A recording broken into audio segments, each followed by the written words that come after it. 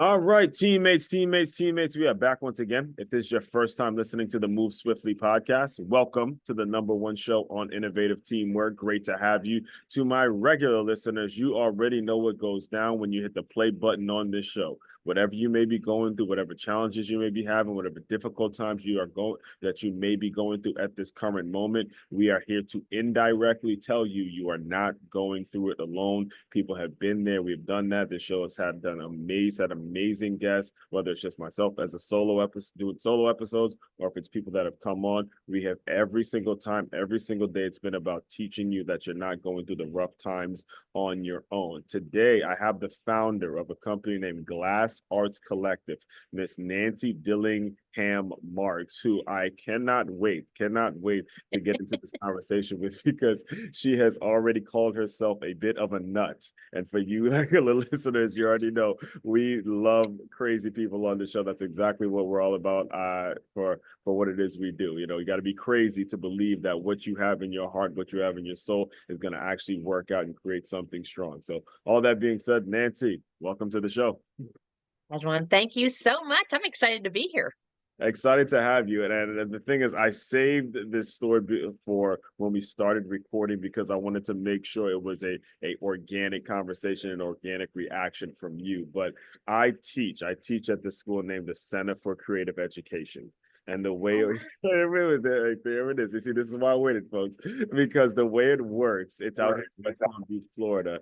And the way it works is we use arts to infuse that, to teach students the math, the science, the social studies, and we're always integrating it. So we would have a teaching artist come in for about an hour a day, and they would come up with a project, and they work with us teachers to come up with an art project that's aligning with a math lesson, aligning with the science lesson, aligning with the social studies lesson. So for example, there was one who came in, and they had the kids draw like pollution in the ocean, and that was a lesson on social studies, because we're teaching the kids about, if they were running the government, what policies they would put to keep pollution out of it. So there's so many of those. And Wow. when it comes to your company, and I actually remember doing some glass art myself when I was a kid, I'm just really excited to dive deeper into how you built it, what it's all about, because I was listening to you before, and I realized it wasn't something that just woke up and said, okay, Glass Arts Collective. was a There was a great deal of work. It's almost like you started a second or third life when it comes to this. So, before we get too deep into the company that you built currently, let's kind of just go back to your background a little bit, and how you grew up, and what you kind of started as a career, and then eventually we'll definitely have to dive deeper into the business you're in now. I I was very blessed. I had an amazing childhood. My parents were very open to exposing us to as many things as they could. Yes. We grew up in communities that were education related because my dad was a college professor. And so we got to be exposed to so many things. Mhm. I spent third grade in Israel. My dad was on a sabbatical, Oh man. and we traveled for a month through Europe on the way over and a month on the way back. And so as a second grader going on third grade and third grade starting to go into fourth grade, I was exposed to so many things. I spoke fluent Hebrew, and came back and had to learn French. So I was learning my third language at the age of 8. That's And I amazing. know in Europe that's very normal. It's not as normal here. Yeah, right. And when the word I was asked to say something, automatically came out in Hebrew because that's about all I was speaking for a year. Right. Nobody wants to listen to a kid who's, third grader Mhm. in English. And so it was a lot of fun. And it really opened my eyes to being a little different Mhm. and not What was judging that like, people. though, out of character? Because again, like I mentioned, I teach, and Eh, one of the things that is difficult, though, sometimes, is to see when kids are not like creatives like you, who are, they have a creative niche to them, and they don't get looked at as normal. They kind of get looked at as out. They get like dismissed and stuff like that. Can you kind of describe what those isolated feelings may have been that you had when you were attending school in the US or in the States? It was actually a great school. I mean, I had a music program we were in, Mhm. um, but I was hurt that the teacher didn't understand that was a third language I was learning, Mm. and didn't really support that. And Yep. I wish she'd had. And it is a lot of years later, and I still have that feeling very strongly that I had wished she had understood what was I was going through. Mm-hmm. And I think that that's a hard thing for teachers to do, especially nowadays, because there is so much going on. So when teachers are able to step back a little bit and say, okay, there's some reason for this. Mm-hmm. How do I support this person who Right. does have something different going on and still be able to maintain everything else? Yeah. And I wish that had happened. Right. So what one of the things that I do now that I'm teaching Mm-hmm. is that when somebody comes in and they have coming from something else, Mm-hmm. I try to incorporate it. I try to understand where they're coming from. Right. And I learned through my corporate world, which was 35 years, that working with other people, everyone sees and hears things differently. Yeah. Some people learn better from reading. Some people learn better from listening. Some people learn better from doing it. Mm-hmm. And I truly was somebody who learned better by doing it more than reading or Right. um, just listening. Right. And so I've always tried to find multiple ways of explaining things. Mm-hmm. And the other thing that I learned in my corporate career was that everyone, for the most part, and I know I hate using the word everyone, but the majority of people Mm-hmm. all want to look good. They all want to feel like they've got it, they understand it, and what they're being asked to do makes sense. Right. And when it doesn't, how do you find a way to have it make sense? Right. And we've all been in situations where, oh my gosh, this is just not the most logical way of doing it. So why are we doing it this way? Right. And my folks taught me that it's okay to question things. Mm-hmm. So, I mean, the worst thing that somebody can do is say no or too bad, but you have the right to ask. Mm-hmm. The important part of that is you have to ask nicely. You do not ask in a sarcastic way or a rude way because people shut down. But if you ask in a nice way, gee, I don't understand this. This doesn't make sense. Could you help me with this? Mm-hmm. Most people are so open to having somebody care enough to want to learn it Right. and understand it. And that helped my career a lot. It also helped me improve processes and procedures Right. in many of the companies I was in. Yeah, I'm glad you brought that up because that's actually what my next question would be. That's kind of thing I want to talk to you about because as a current creative, one of the common phrases I'm sure you heard is a starving artist. And you could get people that want to do art for a living or they want to create for a living and all that, but you get the corporate folks, oh, how you make the money, how you make the money, how you make the money. You've been blessed to have experience obviously in both arenas in both fields. So was it the corporate world immediately after school? How did you get into the corporate world? And then what were like you had mentioned, the systems and the processes and things that you picked up then that allowed you to say, okay, I'm able to run a great art studio, to open up my own art studio, but I know how the money's going to come in because of my previous experiences. Well, a lot of the corporations I worked in with very large. So I worked at IBM, I worked at ABC, I worked at Columbia Pictures, I worked at Toshiba. So I had a lot of big name companies where I was only a small cog Yeah, in the program. yeah, yeah. But I always tried to understand the bigger picture Mm-hmm. because paperwork or whatever it was coming over my desk had been on somebody else's first and was going to somebody else's next. Mm-hmm. And so I always wanted to understand those other directions because if it if I did something, if I could do something better that Mm-hmm. helped the next person, maybe it was just something as simple as alphabetizing it, or maybe it was as simple as instead of sending it over alphabetized, I sent it over in numeric order. Yeah. Simple little things that made the next person's job better or easier. Mm-hmm. I was happy to be able to do that. Right. So it's kind of looking at the bigger picture. The last company that I worked at was a network infrastructure company that belonged to my husband, Hmm. and I was the chief operating officer. Hmm. And I learned, because it was a smaller company, I learned everything about just about everything that was in the operations accounting Hmm. side of the world.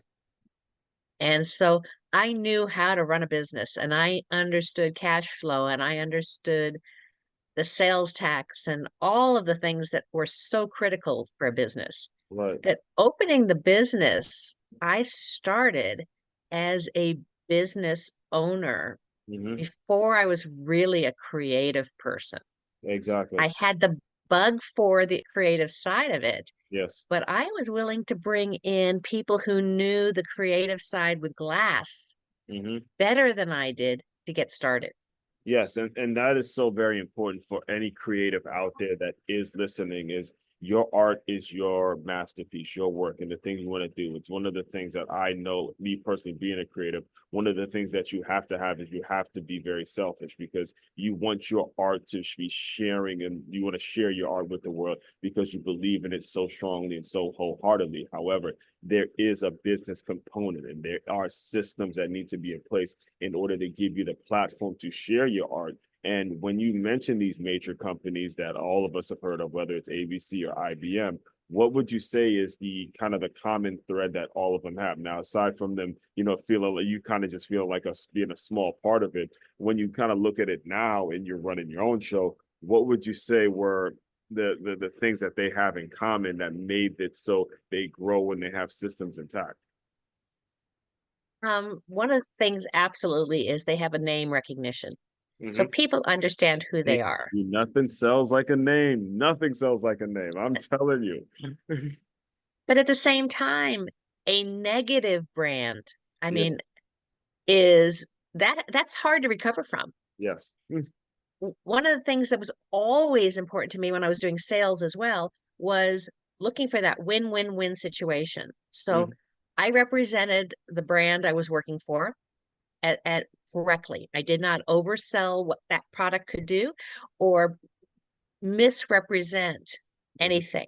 Mhm. For the customer, I wanted to make sure they understood what their requirements were that I could explain, which was the right product. Because so many times people would see advertising on TV or they'd see advertising through friends, and over the fence, somebody's telling you what kind of firewall to buy. Mhm. Uh, but not all of them work the same. And that's a really important thing to remember. Not all of anything. That's why there's so many types of cars out there. There's so many types of everything because they all have different features and functionality. Yeah. So I always wanted to make the person I was selling to feel really good that they understood what the product's capabilities were because Mhm. they have to explain it to their boss. Yeah. And if their boss asks them questions and they have the answers, they feel awesome. Yeah. It And actually, so you're understanding making me, what it's the funny questions are because going to be. you're making Yeah. me think of a time in college, and I have a football background, and we were sitting there watching the games, and there's this Taco Bell commercial that continued to come up, and it was four times the steak, four times the steak, and I mean, we were saying and said it to the point where eventually we all just got in our car and drove to Taco Bell and got the steak, and again, it's not like the four times the steak that you see on TV when you actually go to the Taco Bell and buy it. So that point you make about putting your product out there, advertising and stuff like that. It is an ethical thing that comes with these big companies that you know about versus the store level and stuff like that. Exactly. And then I had to make sure the company I was working for was Uh-huh. going to make money Yeah. and that we were not going to have issues and we were not going to have a dissatisfied customer because everything was a win-win-win. Everyone had to be Hmm. happy and successful with it.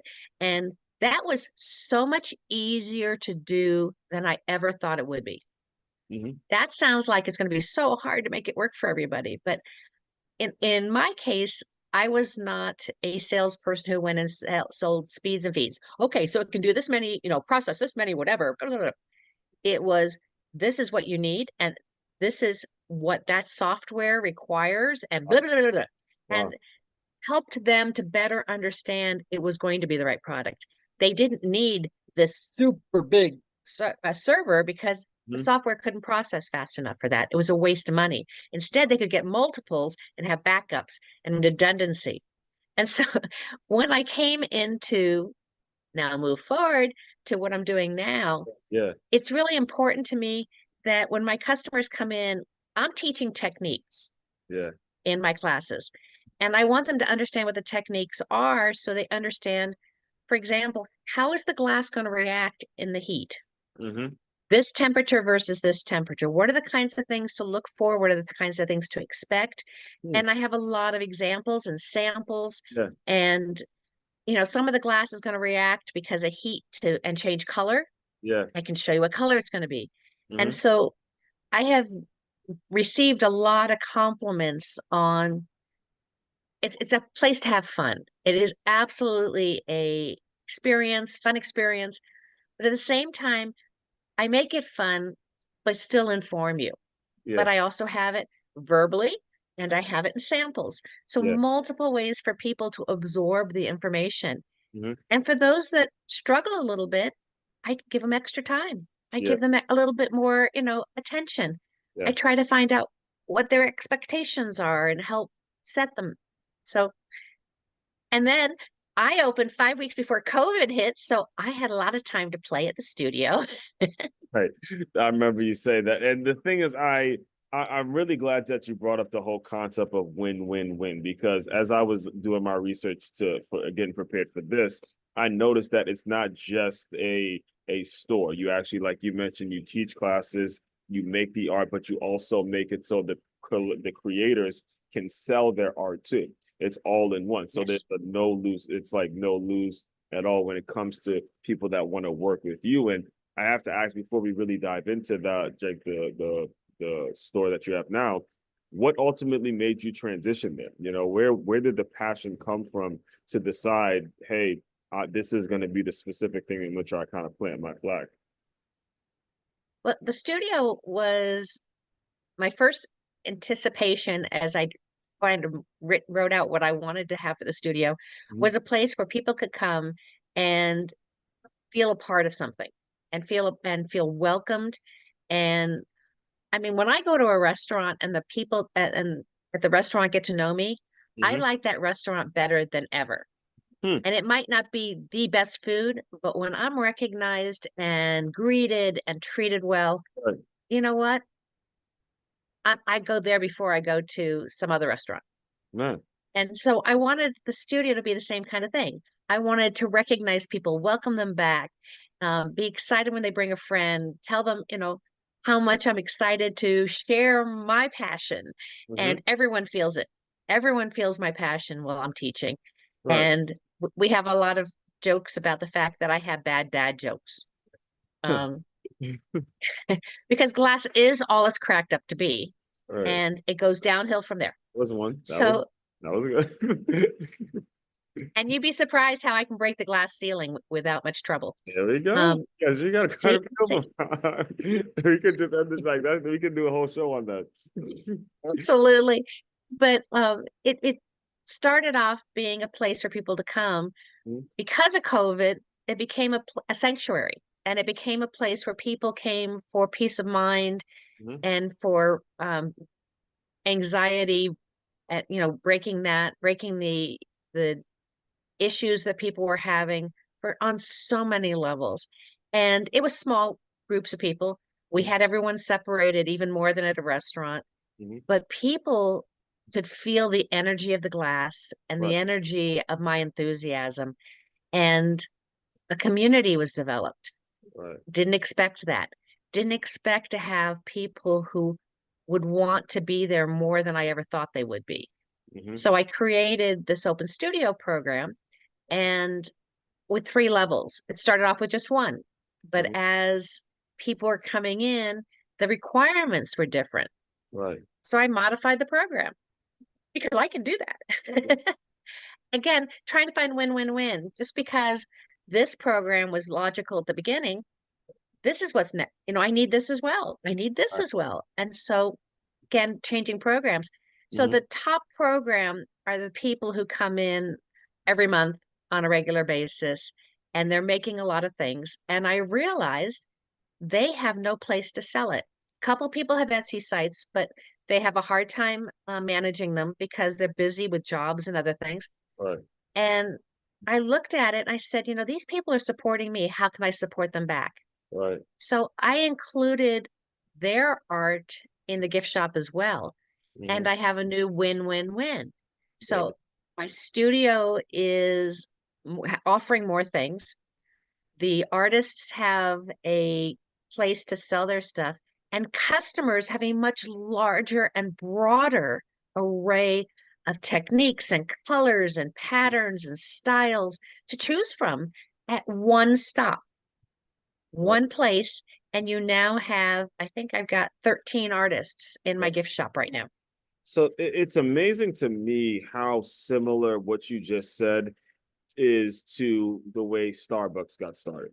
Because it wasn't about selling coffee at all. It was about creating an environment where people can have their business meetings and things where entrepreneurs can go to and just serving a group of people. And for you, it was just a feeling. I mean, the fact that you mentioned a restaurant, now I'm thinking about, high-end restaurants must have some great glass art there. They probably put a whole lot of time in terms of making the actual decorations of the place feel great. And then they do the same thing when it comes to the people. And that reinforces a message that I've been talking about on this show for the past 5 years, to where people buy feelings. You have got to make sure you're doing your part to create a feeling for your consumers, for your customers, for your shareholders, whatever it is. Be committed to making sure they're getting an experience that they will not get anywhere else. And when you look at, if anyone just looks at it online, they may just think, hey, it's just art that she's selling, when it's not. You're actually selling an environment. You're actually creating an environment in which young people, whether it's young, old, doesn't matter, you can go in Right. and escape. I've done, and I've been one of the people that's been lucky to create a glass mosaic before. And this was back when I was in middle school. It's actually therapeutic. It's fucking, listen, it's therapeutic shit. And I remember actually, because I grew up in Maryland, and I made a snowman with my I made a Mhm. and I put it on my window for the longest time, and I had it there. And even though I don't remember getting a great grade on it, but I think the space was, I mean, this was school, so the spaces between the thing was, but it didn't matter. What the point Right. I'm making is the feeling that you give people with whatever they're going through. And you can correct me if I'm wrong, but was the fact that you opened during COVID, was that something that turned out to be a blessing? Because I remember during that time, people needed an outlet. They needed a way to just get, because it was pressure. People were losing their jobs. They don't know where their next check is coming from. If they can just do some art or something like that, that was like, that was just it turned out to be a great time for you to open. So It was, but not a lot of people found me. So yeah. it took a while for people to find me. We got recognized by the city of Westlake Village in California Hmm. for being the business of the fourth quarter for 2023. Hmm. And I was really taken back because that was my first real year of really having doors open Yeah. versus, okay, I can open retail right now. Okay, now restaurants are open, so I can open this section. Hmm. And so to be recognized, and my response was, I thought I was a hidden gem and you found me. And it's like it was really pretty amazing. Right. I think what COVID did for me was really help me change my mindset. Yeah. Um, I mean, I've had to do it many times in my career, but I went from being really angry Yeah. to realizing that almost my entire life, I've always said, I wish I had more time.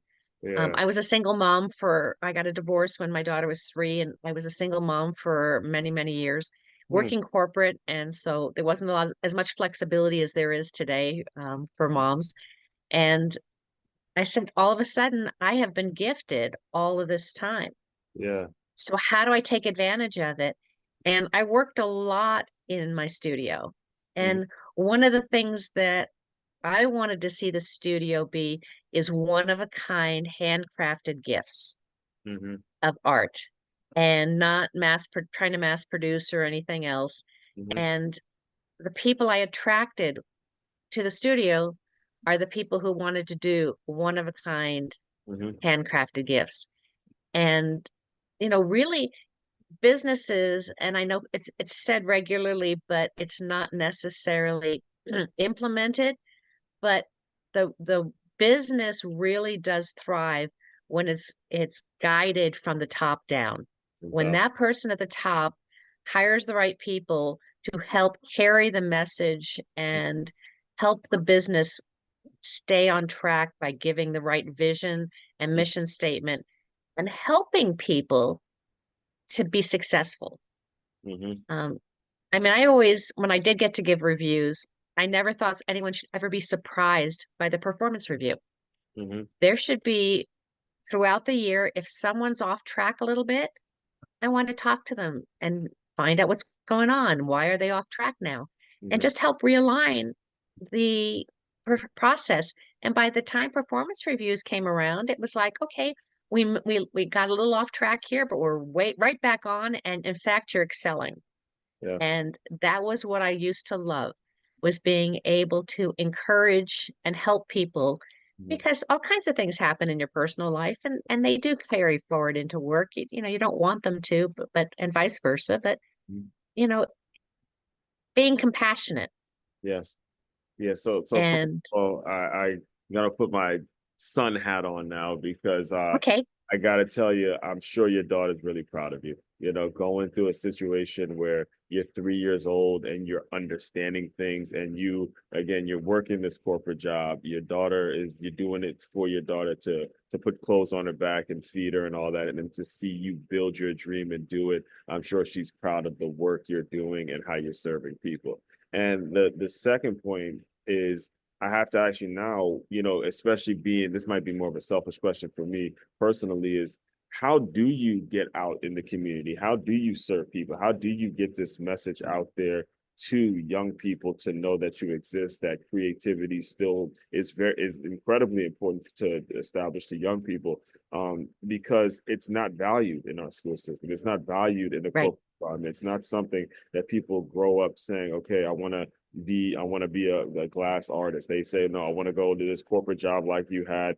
work for this company that's reputable and stuff like that. So how do you contend with what's naturally being pushed to our young people? Well, it was more of a challenge than I had anticipated, because fused glass, people don't know what that means. And that's my primary. We do stained glass as well, but we don't do glass blowing.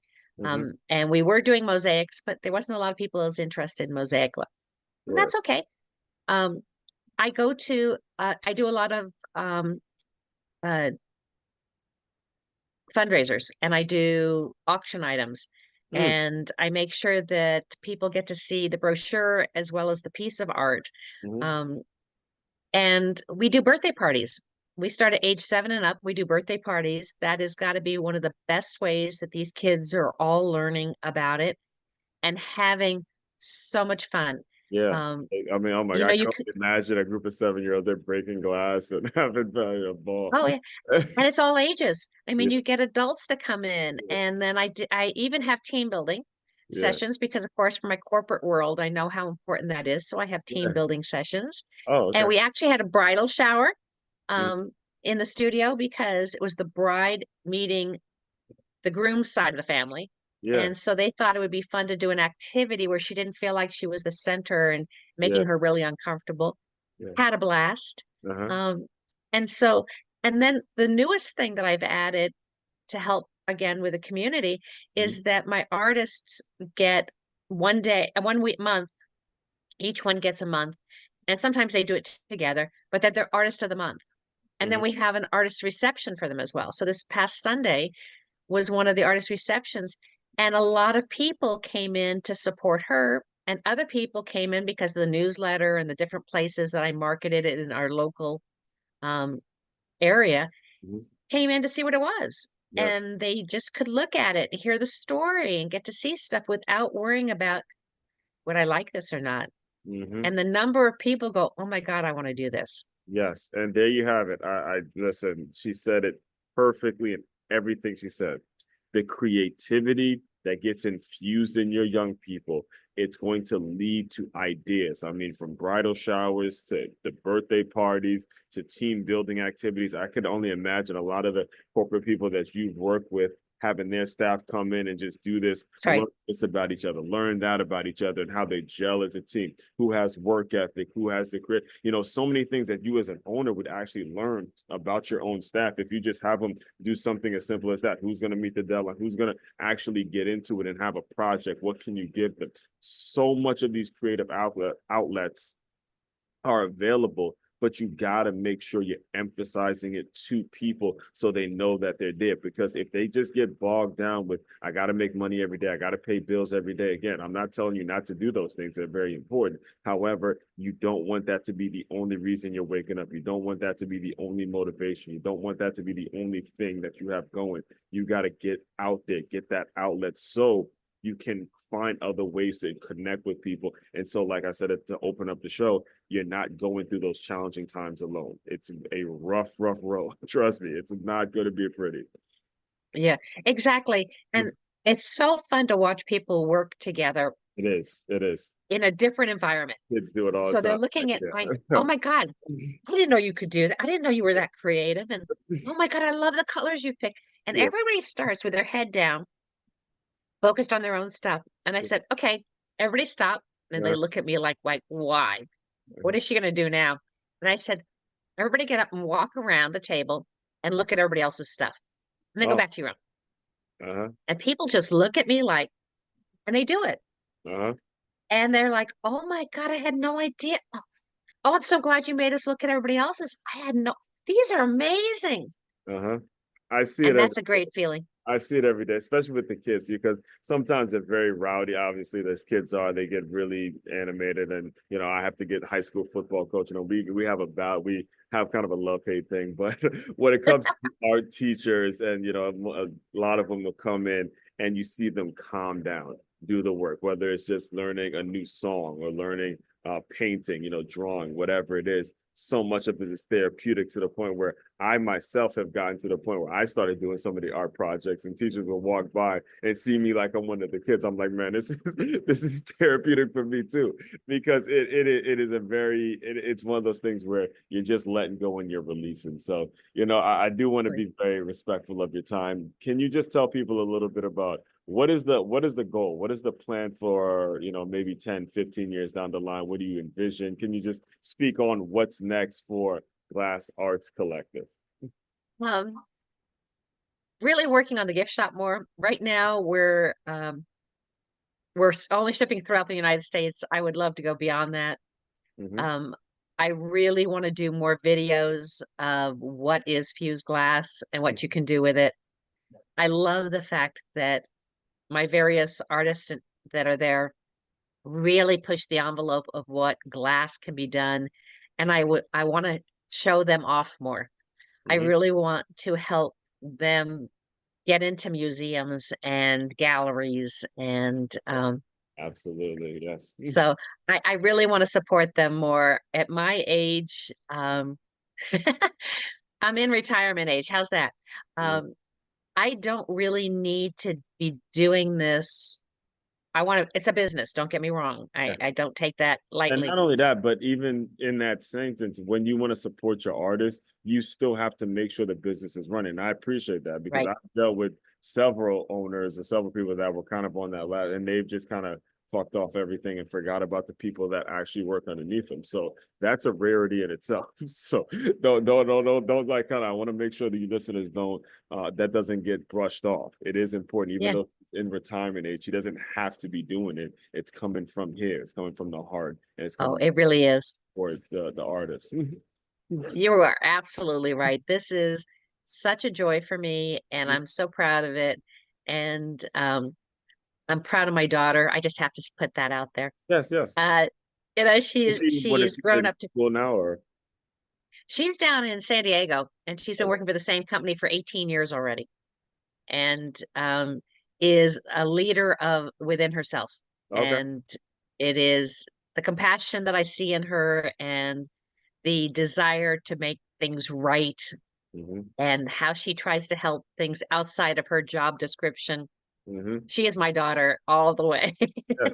And it comes from that creative household. I mean, again, I'm sure there are situations where you have to figure things out. I mean, again, in the world I'm in, there's a lot of single mothers that I get the honor of speaking to every day and hearing what the day to day, again, it's not one of those things where you could just brush off or you kind of take a broad stroke and look at what they do. We're talking about moment to how they're going to eat, to how they're going, what clothes they're going to have, and the bill's going to be here. And then it's like, wake up, okay, I got to do the same thing tomorrow, and then the same thing the next day. It's an everyday grind, and so much of that gets overlooked, in my opinion. Absolutely. And I have so much respect for single moms, single dads, parents who They're both right. are working. There's so much going on, and they hold it in so tightly because they don't want to share. Yeah. And I love being able to help them have that release, finding something they can do that's a lot of fun. 1000%. And if anyone wants to reach out, what's the best way to get in touch with you? Glassartscollective.com is my website. It's where my gift shop is. Frequently asked questions.